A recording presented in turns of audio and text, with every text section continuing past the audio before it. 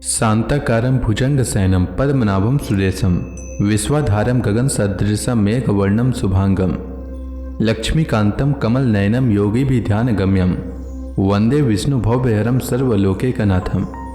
मंगलम भगवान विष्णु मंगलम गरुड़ध्वज मंगलम पुंडरीकाक्ष मंगलाय तनोहरि। ओम नमो भगवते वासुदेवाय। आज का दिन आप सभी के लिए मंगलमय हो। आइए सुनते हैं ज्येष्ठ मास कथा का तीसरा अध्याय। नारद जी कहते हैं, प्रहलाद जी ने बालक होने पर भी यही समझा कि वरदान मांगना प्रेम भक्ति का विघ्न है, इसलिए कुछ मुस्कुराते हुए वे भगवान से बोले। प्रहलाद जी ने कहा, प्रभु, मैं जन्म से ही विषय भोगों में आसक्त हूँ। अब मुझे इन वरों के द्वारा आप लुभाइए नहीं। मैं उन भोगों के संग से डरकर उनके द्वारा होने वाली तीव्र वेदना का अनुभव कर उनसे छूटने की अभिलाषा से ही आपकी शरण में आया हूँ। भगवान, मुझ में भक्ति के लक्षण हैं या नहीं, यह जानने के लिए आपने अपने भक्त को वरदान मांगने की ओर प्रेरित किया है।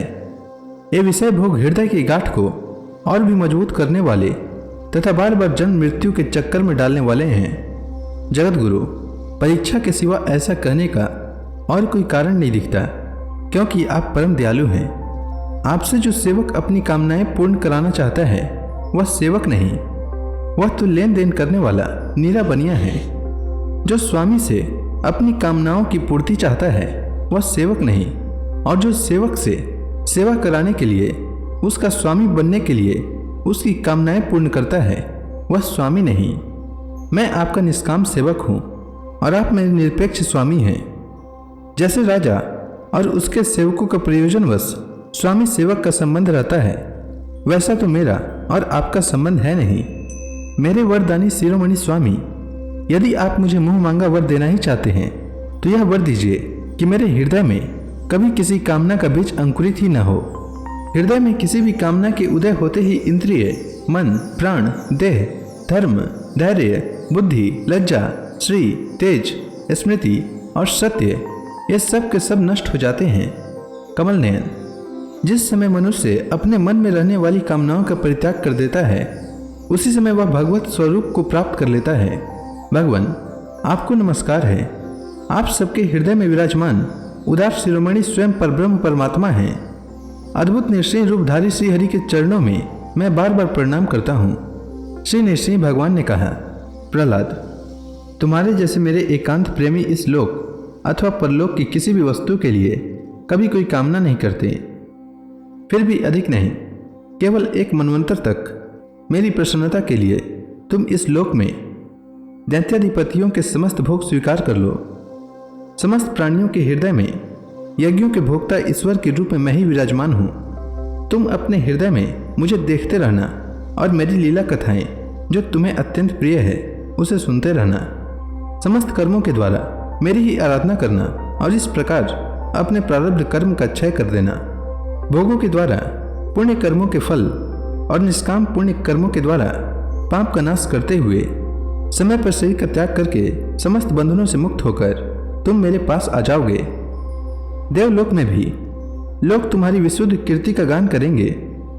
तुम्हारे द्वारा की हुई मेरी इस स्तुति का जो मनुष्य कीर्तन करेगा और साथ ही मेरा और तुम्हारा स्मरण भी करेगा, वह समय पर कर्मों के बंधन से मुक्त हो जाएगा। प्रहलाद जी ने कहा, महेश्वर, आप वर देने वालों के स्वामी हैं। आपसे मैं एक वर और मांगता हूँ। मेरे पिता ने आपके ईश्वरीय तेज को और सर्वशक्तिमान चराचर गुरु स्वयं आपको न जानकर आपकी बड़ी निंदा की है।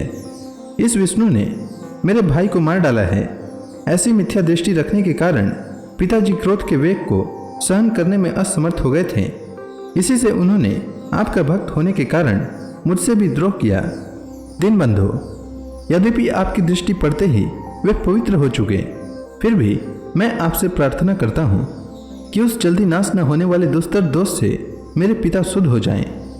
श्री नृसिंह भगवान ने कहा, निष्पाप प्रहलाद, तुम्हारे पिता स्वयं पवित्र होकर तर गए, इसकी तो बात ही क्या है।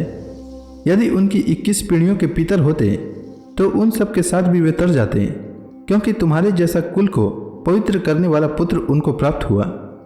मेरे शांत, समदर्शी और शुद्ध से सदाचार पालन करने वाले प्रेमी भक्तजन जहाँ जहाँ निवास करते हैं, वे स्थान चाहे इकट्ठी क्यों न हो पवित्र हो जाते हैं। दैत्यराज, मेरे भक्तिभाव से जिसकी कामनाएं नष्ट हो गई है वे सर्वत्र आत्मभाव हो जाने के कारण छोटे बड़े किसी भी प्राणियों को किसी भी प्रकार से कष्ट नहीं पहुंचाते। संसार में जो लोग तुम्हारे अनुयायी होंगे वे भी मेरे भक्त हो जाएंगे। बेटा, तुम मेरे सभी भक्तों के आदर्श हो। यद्यपि मेरे अंगों का स्पर्श होने से तुम्हारे पिता पूर्ण रूप से पवित्र हो गए हैं, तथापि तुम उनकी अंत्येष्टि क्रिया करो। तुम्हारे जैसे संतान के कारण उन्हें उत्तम लोकों की प्राप्ति होगी। वत्स, तुम अपने पिता के पद पर स्थित हो जाओ और वेदवादी मुनियों की आज्ञा के अनुसार मुझ में अपना मन लगाकर और मेरी शरण में रहकर मेरी सेवा के लिए ही अपने सारे कार्य करो। नारद जी कहते हैं, युधिष्ठिर, भगवान की आज्ञा के अनुसार प्रहलाद जी ने अपने पिता की अंत्येष्टि क्रिया की। इसके बाद श्रेष्ठ ब्राह्मणों ने उनका राज्याभिषेक किया। इसी समय देवता ऋषि आदि के साथ ब्रह्मा जी ने नृसिंह भगवान को प्रसन्न वदन देखकर पवित्र वचनों के द्वारा उनकी स्तुति की और उनसे यह बात कही। ब्रह्मा जी ने कहा, देवताओं के आराध्य देव, आप सर्वांतर्यामी, जीवों के जीवनदाता और मेरे भी पिता हैं। यह पापी दैत्य लोगों को बहुत ही सता रहा था। यह बड़ी सौभाग्य की बात है कि आपने इसे मार डाला। मैंने इसे वर दे दिया था कि मेरी सृष्टि का कोई भी प्राणी तुम्हारा वध न कर सकेगा। इससे यह मतवाला हो गया था। यह भी बड़ी सौभाग्य की बात है कि इसके पुत्र परम भागवत शुद्ध हृदय नन्हे से शिशु प्रहलाद को आपने मृत्यु के मुख से छुड़ा दिया। तथा यह भी बड़े आनंद और मंगल की बात है कि वह अब आपकी शरण में है। भगवान, आपके इस निश्चय रूप का ध्यान जो कोई एकाग्र मन से करेगा उसे यह सब प्रकार के भयों से बचा लेगा। यहाँ तक कि मारने की इच्छा से आई हुई मृत्यु भी उसका कुछ न बिगाड़ सकेगी। श्री नृसिंह भगवान बोले, ब्रह्मा जी, आप दैत्यों को ऐसा वर न दिया करें जो स्वभाव से ही क्रूर हैं। उनको दिया हुआ वर तो वैसा ही है जैसा सांपों को दूध पिलाना। नारद जी कहते हैं, युधिष्ठिर, नृसिंह भगवान इतना कहकर और ब्रह्मा जी के द्वारा की हुई पूजा को स्वीकार करके वहीं अंतर ध्यान हो गए। तो इसी के साथ यह अध्याय समाप्त हुआ। इसके आगे की कथा मैं कल के अध्याय में सुनाऊंगा। तब तक के लिए भगवान हरि का नाम लेते रहें। तो प्रेम से बोलिए भगवान विष्णु की जय, श्री कृष्ण भगवान की जय, समस्त देवी देवताओं की जय।